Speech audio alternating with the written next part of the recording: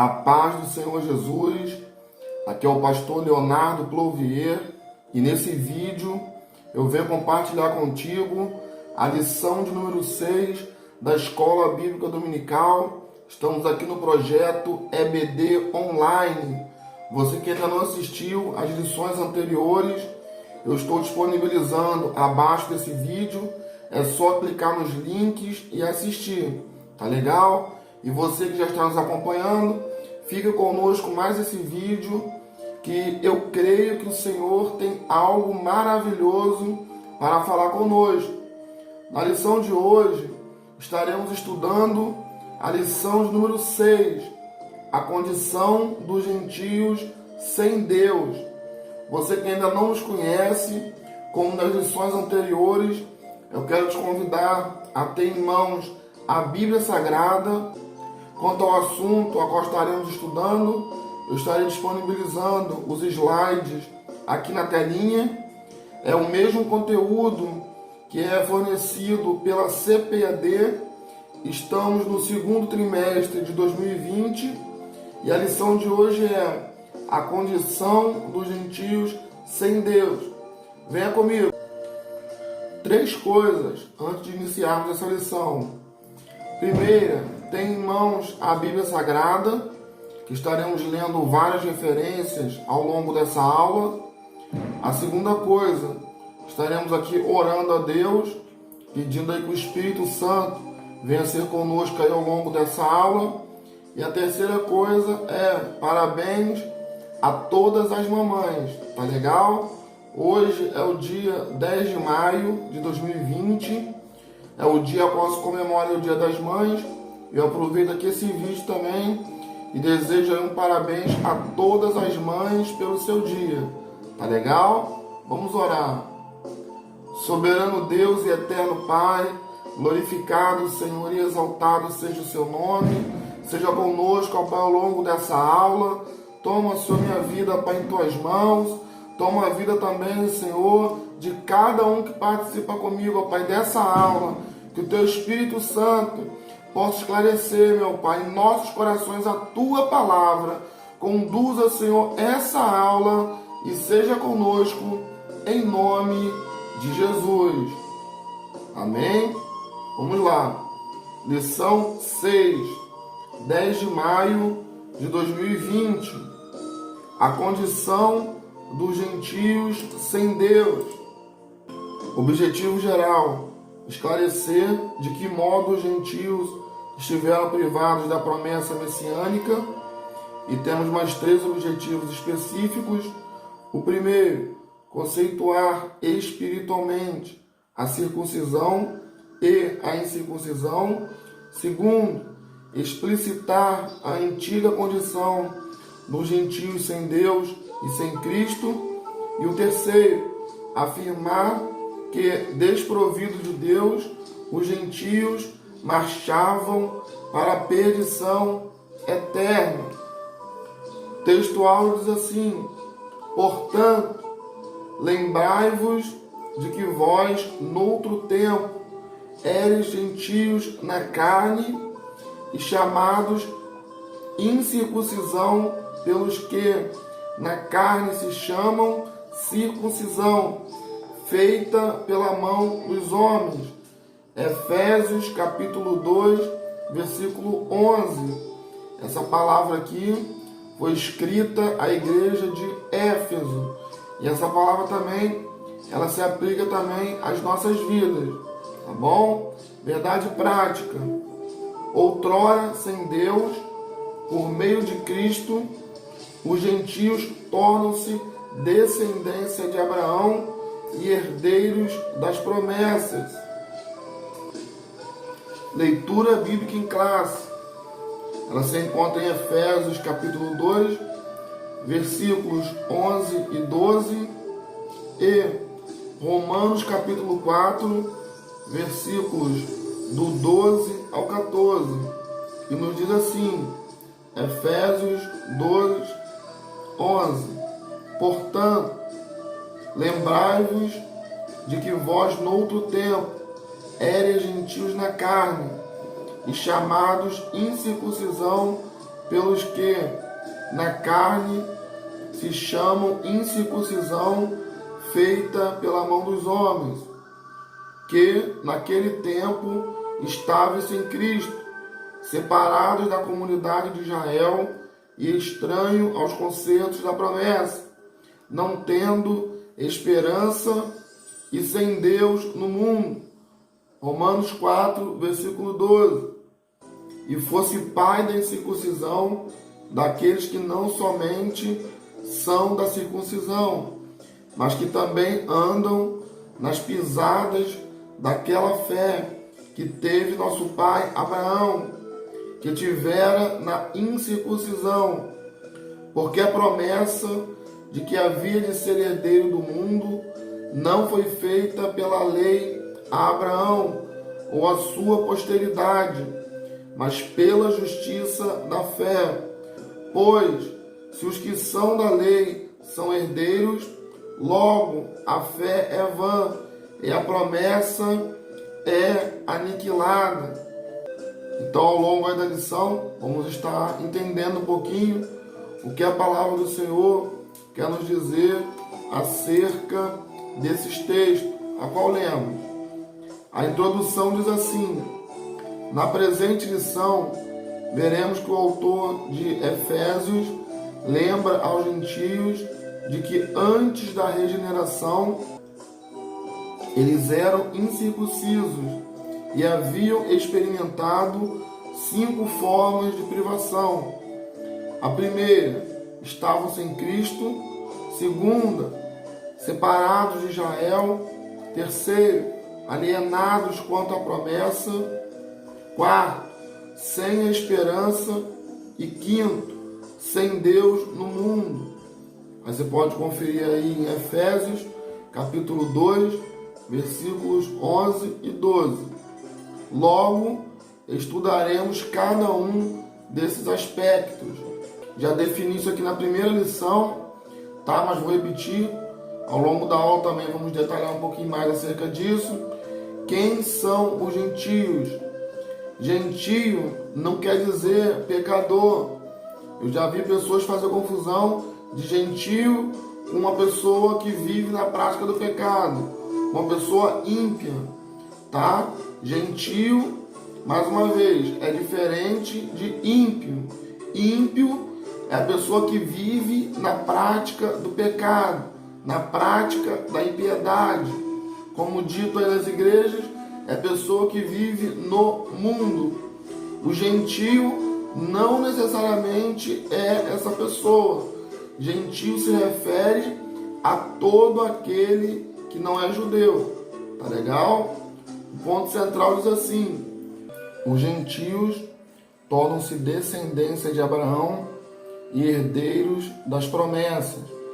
Então vamos entender dentro da palavra do Senhor como que isso ocorre, como que os gentios, como que o povo não judeu torna-se descendência de Abraão e como que nós, gentios, que aceitamos o Senhor Jesus como Senhor e Salvador de nossas vidas, passamos a fazer parte das promessas. Tá legal? Tópico 1. Chamados incircuncisão. Na era antes de Cristo, além de mortos espiritualmente, os gentios eram desprezados pelos judeus e identificados como incircuncisos. Efésios capítulo 2, versículo 11. Então vamos entender o que quer dizer isso, tá bom? E por que o povo judeu desprezava os gentios. Vamos ver qual era a visão deles e o que o gentio representava para o judeu. Vamos entender aqui o conceito de circuncisão. Diz assim: circuncisão é a remoção cirúrgica do prepúcio do órgão sexual masculino. Ela é prescrito na lei como sinal externo de quem pertencia ao povo da aliança com Deus. Você pode ver aí em Gênesis, capítulo 17, versículos 10 e 11. O procedimento era realizado no 8º dia de vida dos nascidos em Israel ou estrangeiros comprados a dinheiro. Gênesis capítulo 17, versículo 12. Como assim estrangeiros comprados a dinheiro? Então, como existia escravidão naquela época, a orientação para o povo judeu era o quê? Que todos os estrangeiros, todos os seus escravos, eles fossem o quê? Também circuncidados. Quem não era circuncidado era tido como incircunciso e, portanto, excluído da aliança. Gênesis capítulo 17, versículo 14. Então, o falar incircunciso para o judeu representava o quê? Que o povo não tinha uma aliança com Deus. Então, quando eles falavam incircunciso, o que eles estavam dizendo? Povo sem Deus, povo sem aliança com o Senhor. A circuncisão tornou-se um sinal que distinguia os judeus dos demais povos gentílicos. Então, todo judeu deveria ser o quê? Circuncidado, inclusive os seus escravos, mesmo que estrangeiros, tá bom? E os demais povos não tinham essa prática.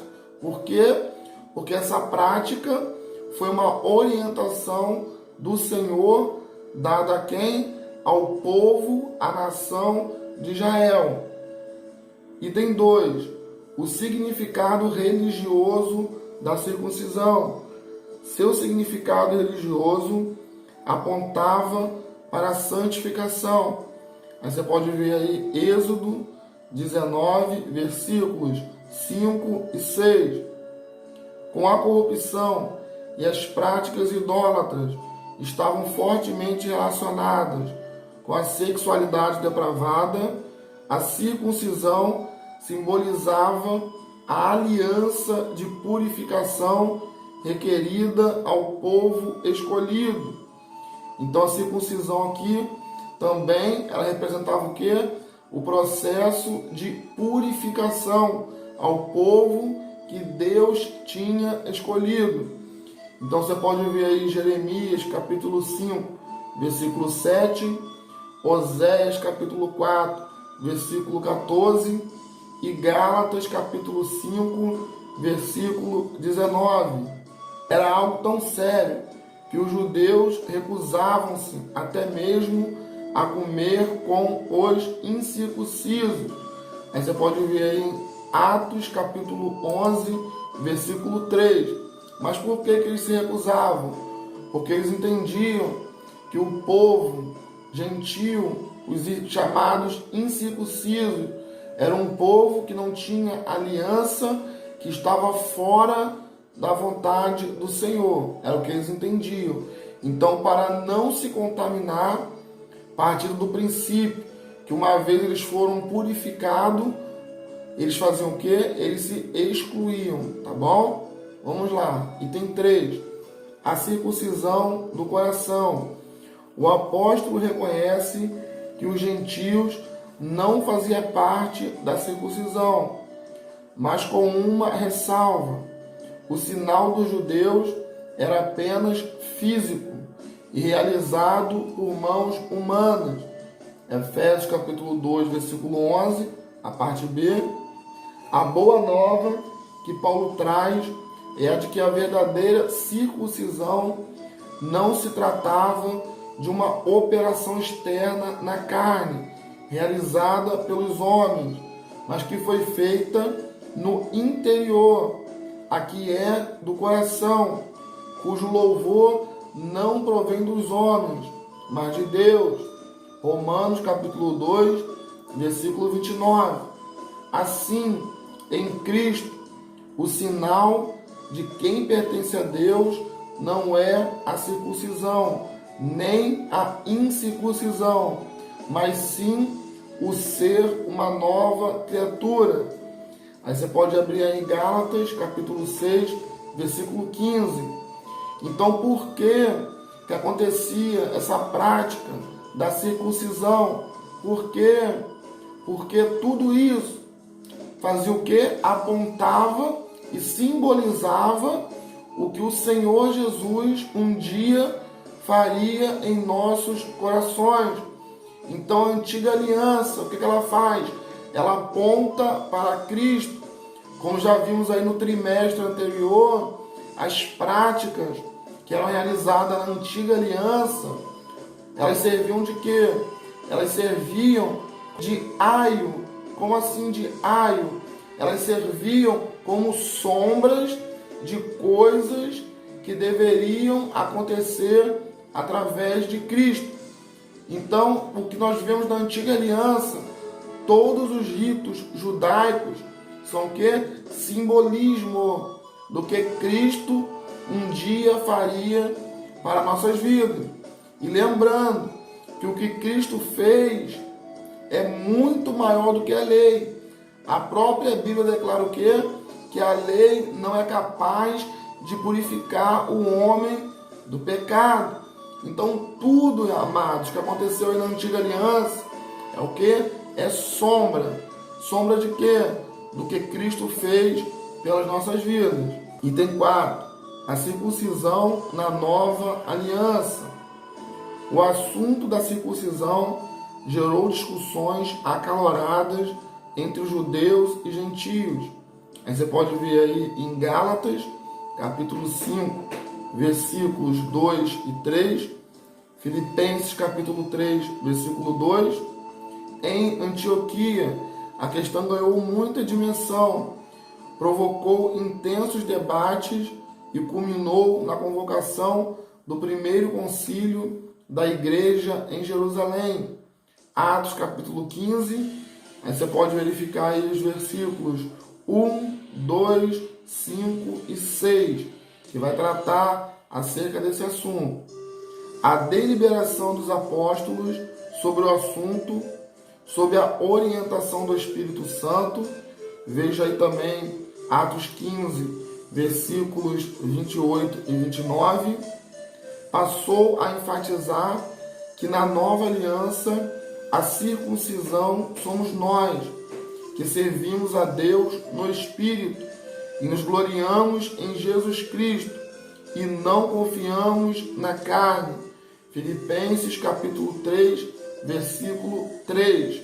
Tá? Depois você lê com calma aí em Atos capítulo 15, que ele vai trazer aí um tratado, é tido aí também como a carta magna do povo gentil. Por quê? Toda essa discussão. Porque uma coisa é o que Deus tratou com os judeus, uma coisa é o que Deus requis do povo antes de Cristo, e outra coisa é o que acontece em nossas vidas depois de Cristo Jesus. Ah, mas eles estavam errados em praticar essas coisas? É claro que não, porque eles estavam o quê? Sobre a orientação do próprio Deus. Mas uma vez que vem Cristo, uma vez que em Cristo é cumprida todas as promessas, toda a lei é cumprida em Cristo, o que acontece? O Senhor, Ele estabelece uma nova aliança nas nossas vidas. Então hoje nós seguimos o quê? Nós seguimos segundo a nossa aliança com Cristo. Síntese do tópico 1. Os gentios não faziam parte do pacto da circuncisão e, por isso, estavam excluídos da aliança com Deus. Eu vou ter uma nota aqui que eu quero compartilhar com os irmãos, que diz assim: a respeito da circuncisão no Antigo Testamento e no Novo Testamento. O Antigo Testamento enfatiza a circuncisão tanto no sentido espiritual quanto no sentido carnal. O Novo Testamento valoriza somente o sentido espiritual, ao atribuir-lhe um significado mais profundo, relacionando-a com a crucificação e a ressurreição de Cristo.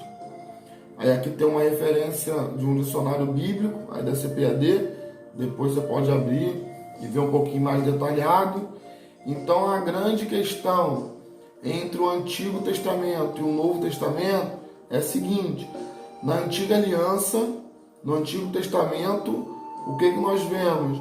Nós vemos um significado tanto espiritual quanto carnal. Aí quando olhamos para o Novo, o que nós vemos?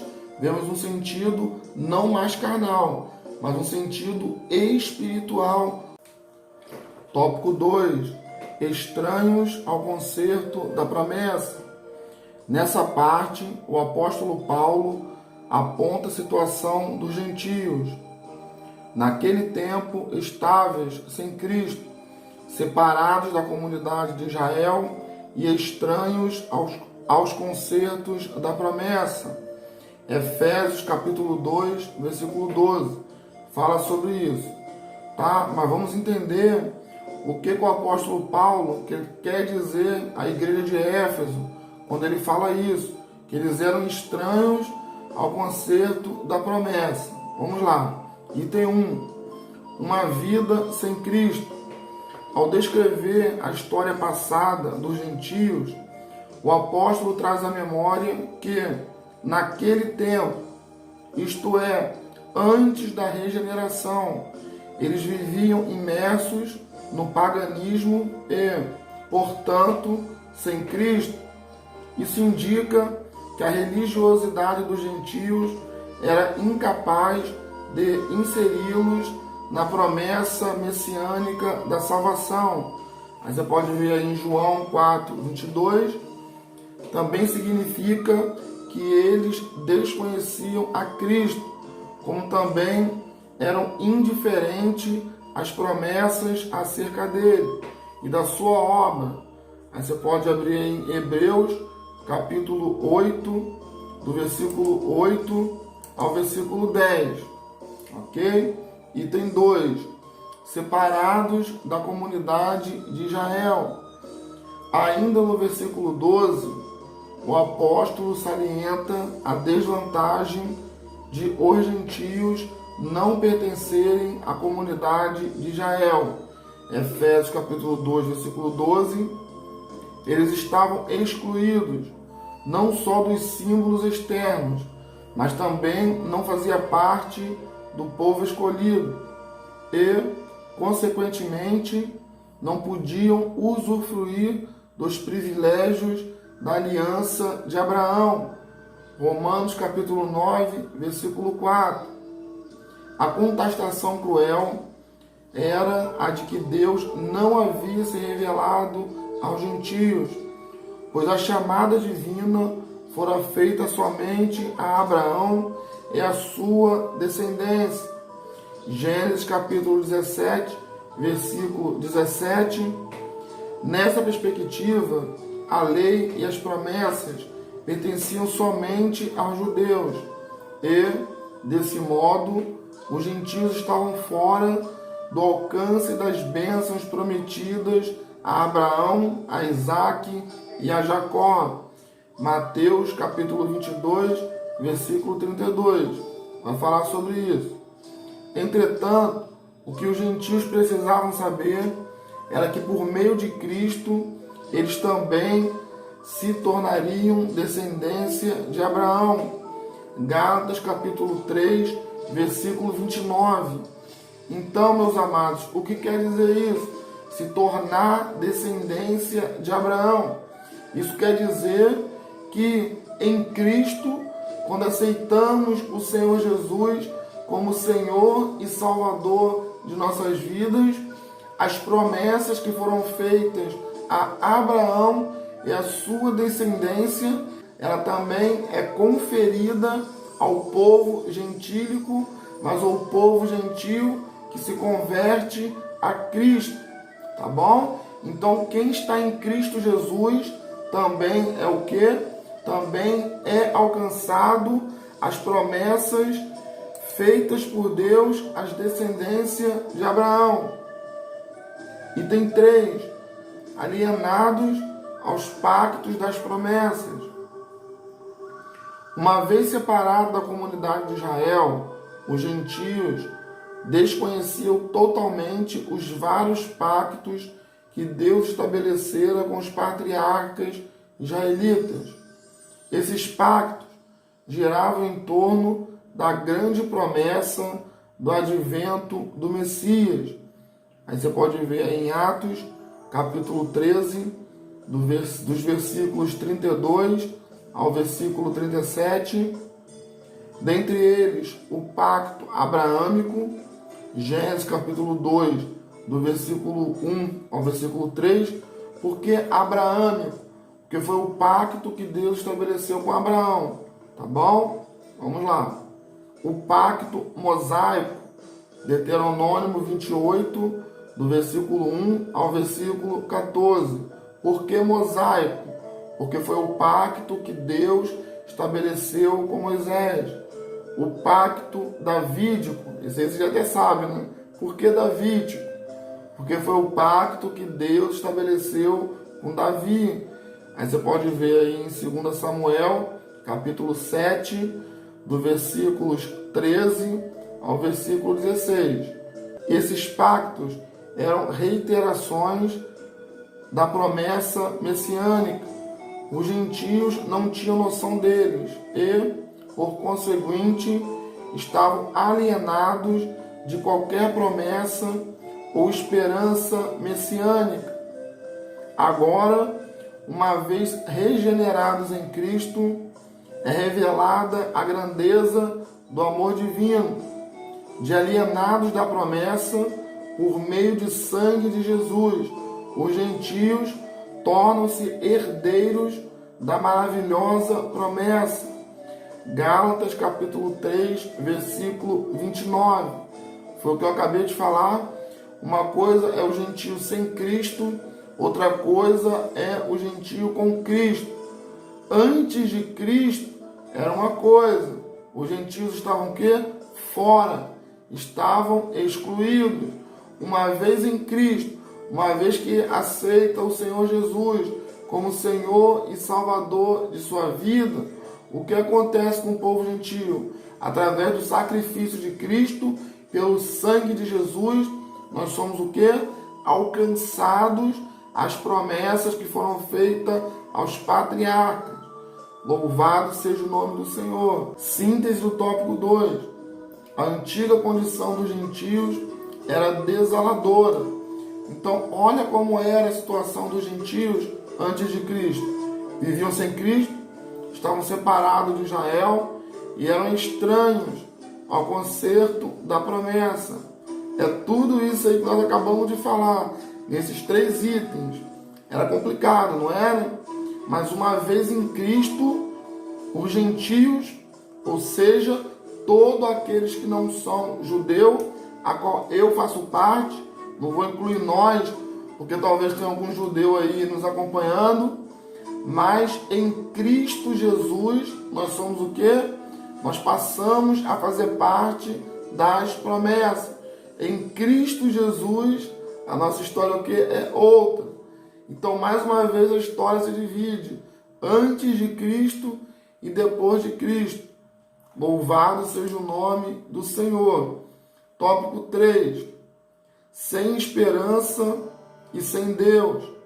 Agora, Paulo passa a descrever a situação dos gentios que viviam não tendo esperança e sem Deus no mundo. Efésios capítulo 2, versículo 12.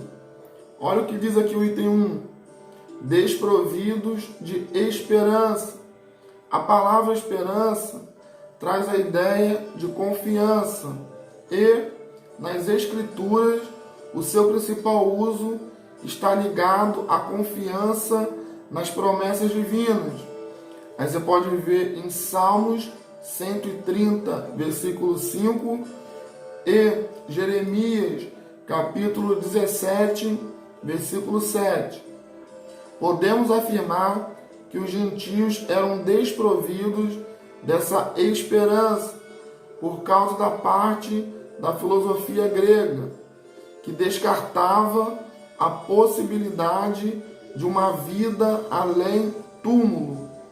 Aí você pode ver em Atos, capítulo 17, versículos 18 e versículo 32.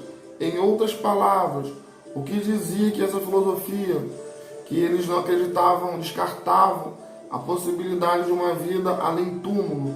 Eles acreditavam que o homem, quando fechava os olhos, quando morria, acabava a esperança e que a vida não continuava. Era o que eles acreditavam.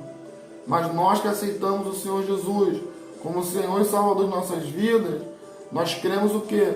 Nós cremos que a vida ela não acaba no túmulo. Ela não acaba quando o homem fecha os seus olhos físicos.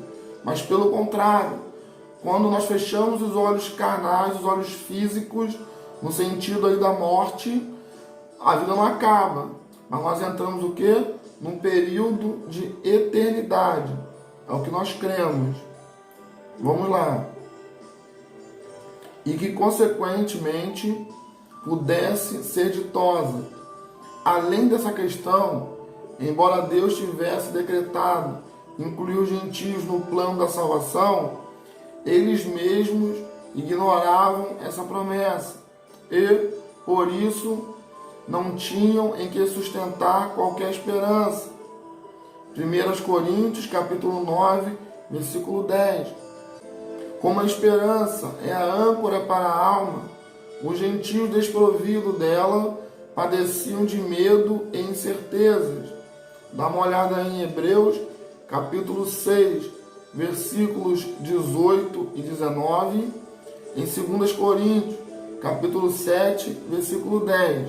E por conseguinte, a falta de esperança e de paz revelava a ausência de Deus. Item 2. Sem Deus no mundo. A expressão sem Deus não significa que os gentios não serviam ou não acreditavam numa divindade. Dá uma olhada aí em 1 Coríntios capítulo 8, versículo 4 e Gálatas capítulo 4, versículo 8. Ao contrário, eles eram politeístas e idólatras, pois acreditavam e adoravam a muitos deuses. Assim, por meio do seu paganismo, estavam alienados do Deus que havia se revelado a Israel. Êxodo capítulo 19, do versículo 1 ao versículo 16, depois você dá uma olhada lá. Isso significa dizer que suas vidas eram regidas pela falsa ideia de divindades pagãs, que mantinham escravizadas e densas trevas espirituais. Isso significa dizer que suas vidas eram regidas pela falsa ideia de divindades pagãs, que as mantinham escravizadas em densas trevas espirituais. Trata-se de uma descrição de um quadro calamitoso. Entretanto, e infelizmente, esse quadro foi alterado pela intervenção dos desígnios eternos do verdadeiro Deus. João, capítulo 17, versículo 3.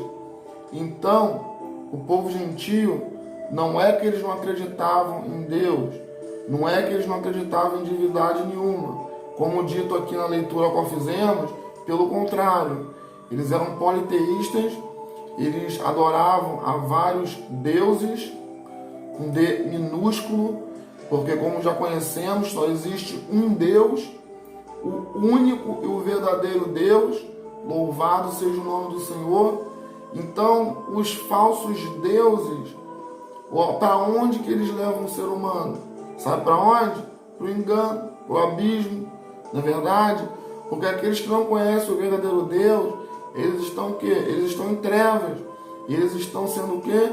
Estão sendo enganados. Mas uma vez que passam a ter um encontro com Cristo, assim como nós tivemos um dia, o que acontece com os nossos olhos? Eles são o quê? Abertos. É por isso que a gente diz que quando o homem aceita o Senhor Jesus, ele sai do estado de quê? De trevas, e ele vem para onde? Para o estado de luz. E a Bíblia declara assim: pois só há um caminho, Jesus Cristo é o caminho, a verdade e a vida. Não tem como chegar a Deus se não for por meio de Jesus. Tem pessoas que dizem que todos os caminhos levam a Deus. Qualquer caminho que eu entrar, eu vou chegar a Deus. Toda religião é boa. Mas será que é isso que a Bíblia diz? Não. A Bíblia fala que só existe salvação por meio de Jesus. E Jesus é o único caminho que vai nos levar a Deus. Os outros caminhos vai levar o homem, sabe para onde? Para a morte. A Bíblia fala que há caminhos que ao homem parece ser bom, mas o seu fim é fim de morte. E é o que acontece com as pessoas que não seguem o verdadeiro Deus. Eles estão inconscientemente, mesmo que o caminho parece bom, mesmo que aparentemente estão fazendo aquilo que é correto, mas se não estiver em Jesus, é um caminho de morte. Tá bom? Mas você que não está em Cristo, você que o Senhor já está abrindo os seus olhos, ainda há tempo. Não existe outro Deus. Não existe salvação sem Jesus. Vem para Jesus, amado. Vem para Jesus, minha irmã. Vem enquanto há tempo. Porque um dia Ele voltará. E enquanto há vida, há esperança. Ainda há tempo para você. Você que está aí na prática aí do paganismo, ainda há tempo para você. Para de adorar falsos deuses. Para de ser enganado. Que o Senhor possa abrir seus olhos em nome de Jesus. Que você possa compreender aquilo que está sendo dito. E que a palavra do Senhor, ela possa te libertar. E ela possa esclarecer para você a verdade. Louvado seja o nome do Senhor. Síntese do tópico 3. A antiga condição dos gentios era lamentável, desprovidos de esperança e sem Deus na vida, caminhavam a passos largos para a perdição e ao inferno, como dito, e assim é todo o caminho, a trajetória daqueles que estão sem Cristo. Sem Cristo, meus amados, a nossa trajetória, a nossa caminhada vai nos levar ao abismo, vai nos levar ao inferno. Mas uma vez que passamos a ter um encontro com Cristo, nós somos resgatados dessa condição e passamos a fazer o quê? A fazer parte das promessas que foram conferidas aos patriarcas do Antigo Testamento. Mas que promessas são essas? Abra essas referências a qual citamos, abra aí o Antigo Testamento e dá uma lida lá que você vai ver, tá bom? Conclusão. Noutro tempo, éramos incircuncisos e estávamos excluídos da aliança com Deus, separados de Cristo e de Israel. Vivíamos alienados ao concerto da promessa, desesperançados e longe de Deus. Um dia, porém, a magnitude do amor divino circuncidou os nossos corações, aproximou-nos de Cristo e de Israel e incluiu-nos na esperança da promessa e revelou a nós o único e verdadeiro Deus. Bendito seja o seu santo nome para sempre. Glória a Deus.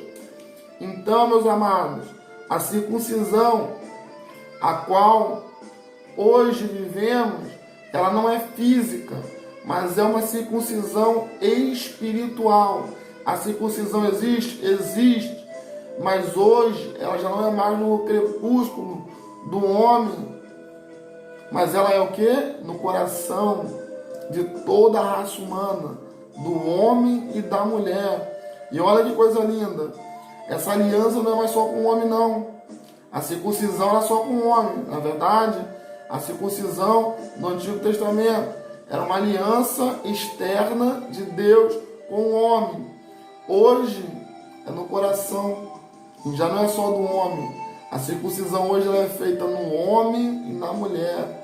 Glória a Deus. Amém? Que Deus assim nos abençoe em nome de Jesus. Você que chegou até aqui, que o Senhor te abençoe. Se ainda tiver alguma dúvida em algum ponto, deixa aí nos comentários, que vou tentar responder aí a todas as perguntas, tá bom? Dentro desse assunto. Você que assistiu essa aula aí comigo também, eu vou estar disponibilizando também o questionário. Tem 5 perguntas para refletirmos acerca aqui dessa lição. Tenta responder essas perguntas, tá bom? A primeira, o que é circuncisão? Dentro do que foi dito, responde aí.